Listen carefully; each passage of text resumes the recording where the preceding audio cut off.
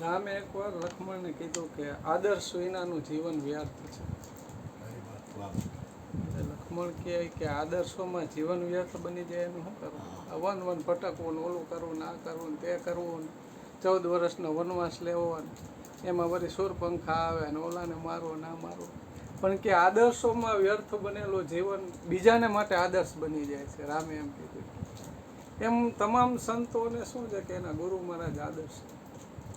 ભલે એમાં આપણે ઘણું સહન કરવું પડે, મેણા ટોણા સાંભળવા પડે, બધું કરવું પડે, પણ એ આદર્શ રાખ્યા હોય ને આપણે સામાન્ય માણસ ઓલા ફિલ્મના હીરોને આમ આશિક બની જાય, ધર્મેન્દ્રના હોય દાખલા તરીકે, તો એના જેવા કપડાં પહેરે, એની સ્ટાઇલો કરે, પછી નવું ફિલ્મ આવે તો એવા કપડાં લઈ લે.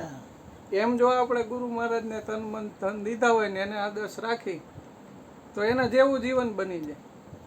પણ ખરેખર બાપુએ હમણાં વાત કહી ને કે ખાલી ઉપદેશ લઈએ ને તન મન ધન દઈ દીધા, તમે તન તમારું હતું ત્યાં દીધું ને, તો વાંહે તમે કોણ રહ્યો? આત્મા સિવાય કંઈ રહેતો નથી. જે બોલે એ બાપુએ વાત કરી એનો સંગ ક્યાં કોઈને કરવો.